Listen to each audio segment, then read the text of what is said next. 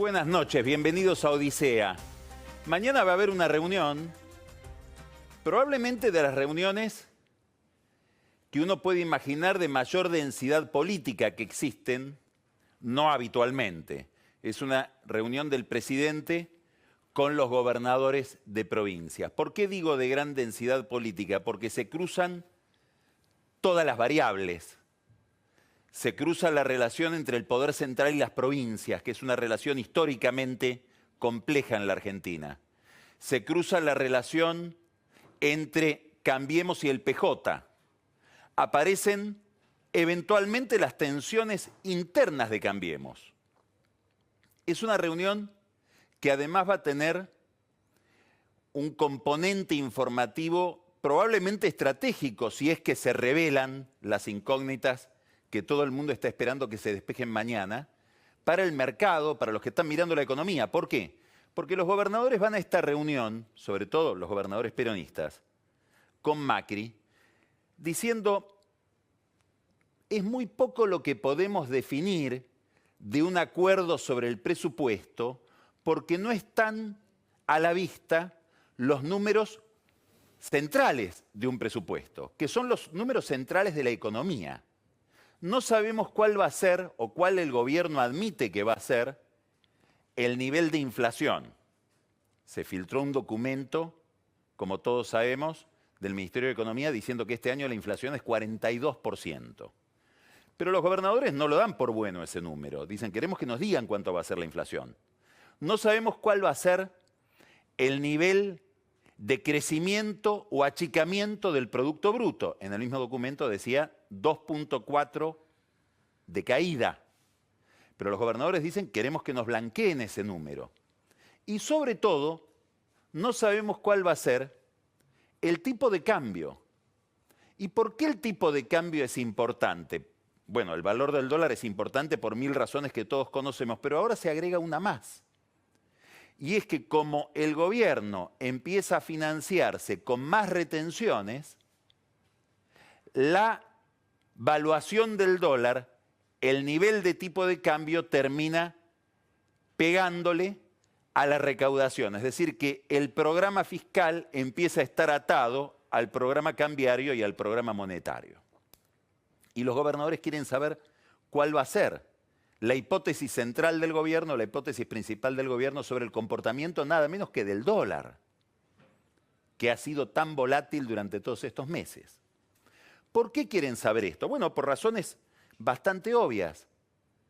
Porque el nivel de recaudación impacta sobre las finanzas provinciales, porque el nivel de inflación impacta sobre los acuerdos salariales provinciales, es decir, ellos antes de decir una palabra van a mirar sus números. Porque detrás de todos los números fiscales siempre lo que hay es algo muy concreto, votos. Por eso la reunión tiene esta densidad.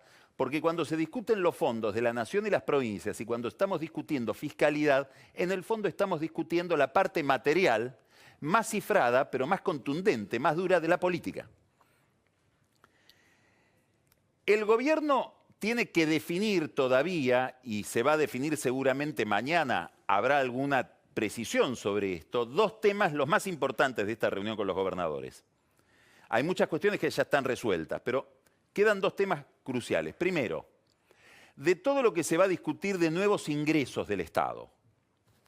¿Qué va a pasar con el impuesto a los bienes personales? Los peronistas han hecho propuestas a través de sus ministros de Hacienda, de las provincias, propuestas cargadas de picardía. Dicen, bueno, aplicar el impuesto a los bienes personales 1% a todos los que tienen bienes personales blanqueados en el exterior. ¿Por qué? Y porque es una forma de enardecer a aquellos que blanquearon su patrimonio y ahora el gobierno pretende, o el Estado pretende, atraparlos con un nuevo impuesto que no estaba previsto cuando blanquearon. Es decir, es una forma de enojar a la gente con Macri, que es lo que también está detrás de toda la estrategia fiscal del peronismo. Hay una estrategia, como decíamos, electoral.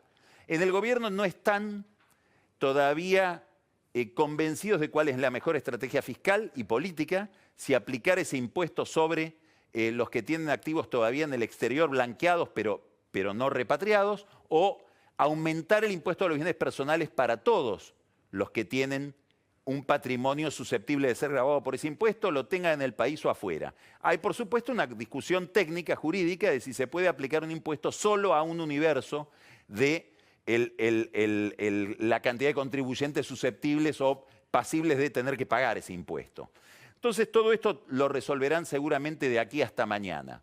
El otro tema, también ultra politizado, es que el gobierno va a realizar un ajuste por el lado del subsidio al transporte, transfiriéndole a las provincias ese subsidio. Y muchos peronistas, sobre todo algunos, a la cabeza de todos está Schiaretti, dicen, bienvenido sea. ¿Por qué? Porque hacemos una doble carambola. Si las provincias se tienen que encargar del subsidio al transporte, la provincia que más carga va a tener, es decir, la que más recorte presupuestario va a tener que hacer por pagar ese subsidio, es la provincia de Buenos Aires. El peronismo dice, ahí está nuestro problema.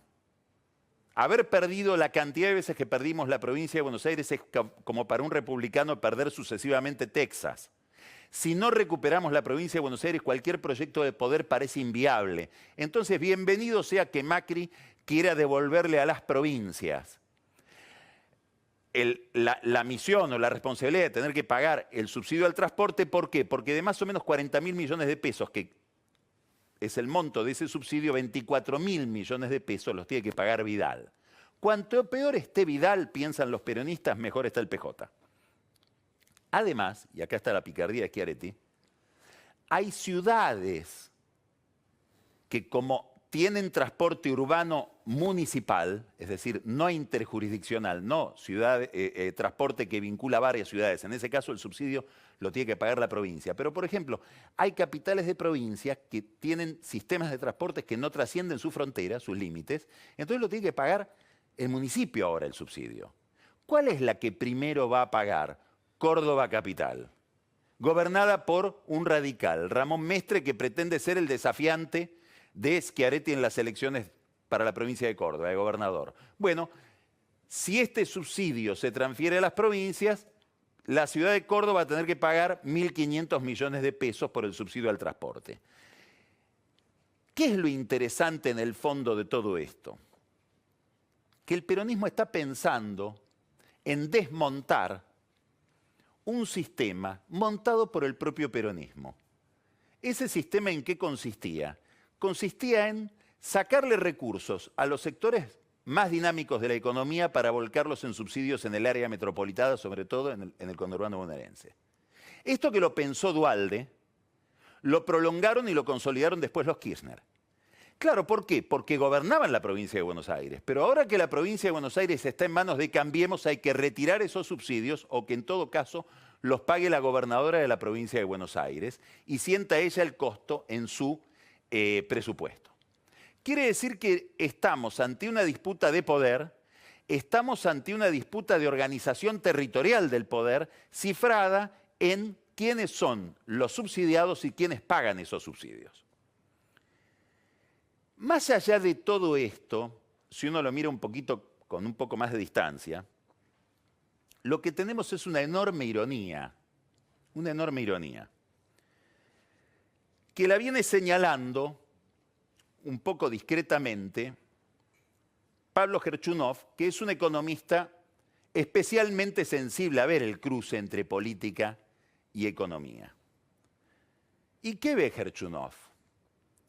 Ve que si uno mira el programa que se está poniendo en práctica, no tanto porque lo haya diseñado el gobierno, sino porque el mercado, con sus convulsiones, con sus caídas, con el deterioro general de la economía, se lo ha ido imponiendo a Macri. Tenemos más retenciones, tenemos precios cuidados, tenemos un tipo de cambio que ahora se genera por una intervención sistemática del Banco Central y no por libre flotación. Tenemos intervención en los precios de la energía y retraso en las tarifas. ¿Qué quiere decir esto? Quiere decir que si miramos el programa que Macri está obligado ahora a ejecutar, parece un programa hecho por la matriz mental de peronistas y radicales. Basta ir a esa reunión que convocó Macri y toda la dirigencia de Cambiemos un día antes de anunciar que iba a hablar con el Fondo Monetario Internacional, hace ya tiempo de esto, mayo, donde en esa reunión el presidente del radicalismo, Alfredo Cornejo, le dijo tenemos que ir a otro modelo económico de tipo de cambio alto. Perdón por el furcio, no Dualde. Macri le dijo, es que si vamos a un dólar de 26 la gente se enoja. Bueno, estamos en el dólar de Cornejo, no en el de Macri, estamos en el dólar radical. Y si miramos lo que hay en la cabeza de los asesores de Miguel Pichetto, o miramos el programa que presentó hace semanas Massa, vamos a ver que se parece muchísimo más a esto que el mercado le impuso a Macri que las ideas que Macri traía en la cabeza cuando creyó que ahora tenía que girar hacia la ortodoxia. Giró o lo hicieron girar hacia la heterodoxia. Entonces, ¿cuál es la ironía?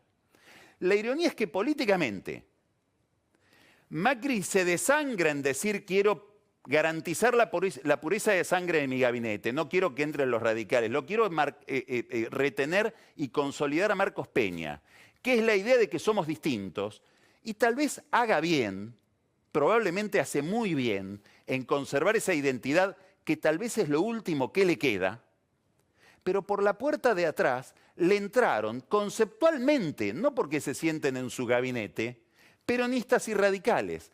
Este programa económico que hoy ejecuta el gobierno parece hecho en ese pacto con el peronismo y el radicalismo que Macri se resiste a hacer. Y esta tal vez es la mayor ironía de este momento político-económico. A pesar de que Macri no quiere hacer ese acuerdo que le recomendaban desde el comienzo de su gobierno, por ejemplo, Alfonso Prat-Gay, finalmente va a haber acuerdo. ¿Y por qué va a haber acuerdo? Porque el peronismo no kirchnerista está muy proclive a un acuerdo. ¿Y por qué? ¿Por qué los gobernadores se van a ver mañana con Macri? Bueno, primero porque les ha ido mejor que a Macri. Salvo 3 o 4 provincias, a los demás gobernadores les ha ido muy bien. Han recuperado su recaudación. Muchas economías regionales con este nuevo tipo de cambio tienen derecho a pensar en un futuro un poco más promisorio, tal vez no mañana, pero sí un poco más adelante. Los que mañana se van a encontrar con Macri desde el peronismo tienen más razones para temer al desorden que el propio Macri. Además, hay una segunda razón por la cual estos gobernadores se sientan con el gobierno nacional mañana y están dispuestos a dialogar. Casi todos ellos, van a faltar 4. 2 de los 4 que faltan son muy anti-Macri, que son del peronismo, Berna y obviamente Alicia Kirchner, y también va a estar ausente el gobernador socialista Lifshitz de Santa Fe, que también está en una posición muy contraria al gobierno. Pero los demás se van a sentar y muy probablemente van a tener una posición o un temperamento muy dialoguista. ¿Por qué? Bueno, hay otra razón, además de que les ha ido muy bien, y es que no encuentran un candidato competitivo todavía. Es cierto que en este contexto político empiezan a despuntar algunas figuras del PJ que estaban eclipsadas. Quédese hasta el whisky hoy porque Carola va a contar una reunión muy importante que hubo entre empresarios y Massa el jueves pasado. Pero más allá de esos movimientos que empiezan a registrarse en el establishment en relación con el PJ, el peronismo no encuentra un candidato que no sea Cristina, que es para el peronismo el peor candidato. Porque si a Cristina le va bien, y en la hipótesis muy alocada, hoy absolutamente improbable, de que Cristina pudiera pasar un balotaje, la víctima de ese triunfo, como digo, muy alocado, como hipótesis, serían estos peronistas que se ven mañana con Macri antes que Macri. Quiere decir que el vacío de una candidatura competitiva en el PJ también los lleva a sentarse con el gobierno. Y hay una razón adicional, y es que Cristina está cada vez más complicada en términos de su imagen pública por su moralidad.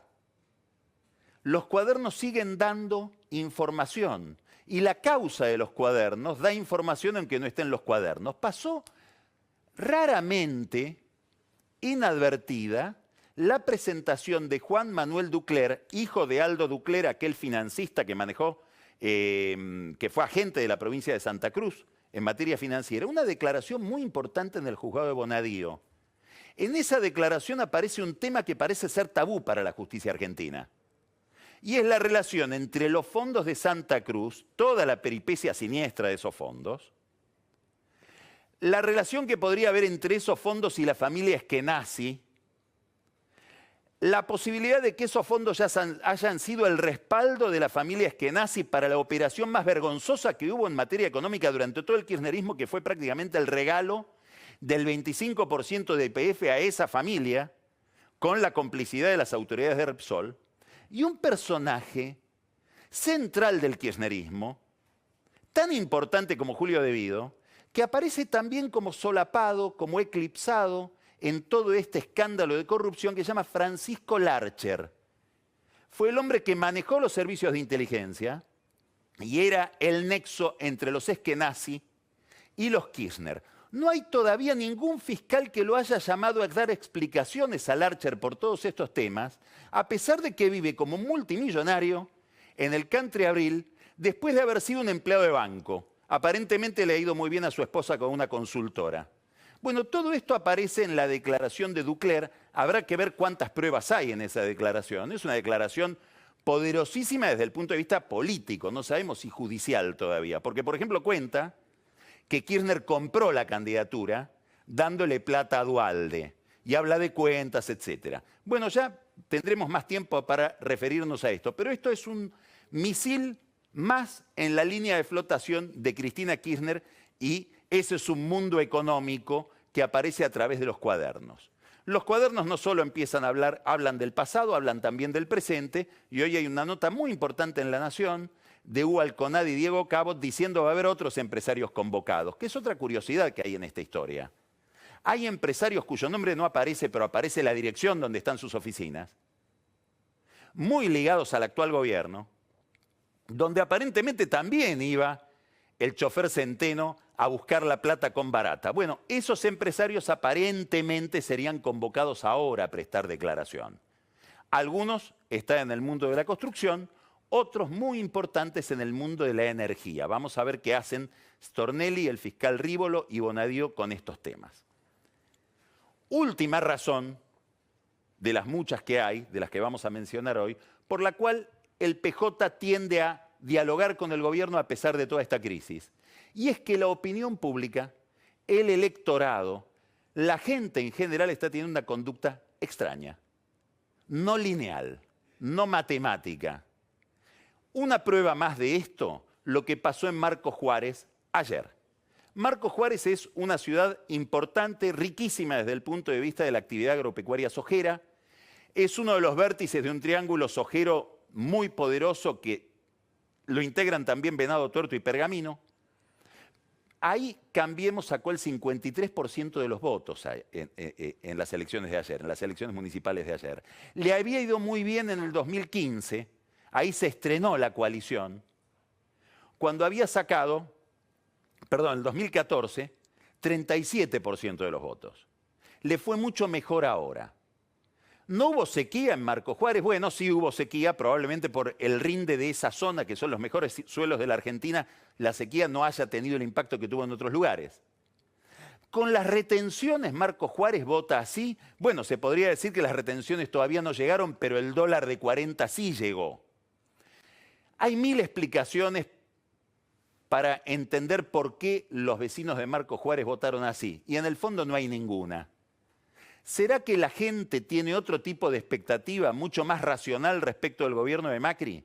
Y que está dispuesta a tolerar mucho más las malas prestaciones económicas del gobierno, porque supone que no hay una alternativa más lúcida que la alternativa política y económica mediocre que ofrece Macri.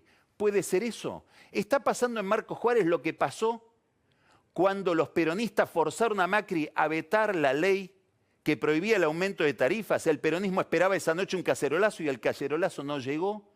La gente está rara respecto de Macri, está más positiva respecto de Macri de lo que piensa la oposición. Y otra pregunta, los cuadernos, el desastre kirchnerista, ¿se estará llevando puesto a todo el peronismo? Porque Marcos Juárez no perdió el kirchnerismo, perdió el peronismo. Estas son razones que trabajan en la cabeza de los gobernadores y líderes del PJ. Son misterios de una Argentina rara, de la que se beneficia Macri, mañana, por ejemplo, con una reunión que en otro contexto tal vez no se había producido.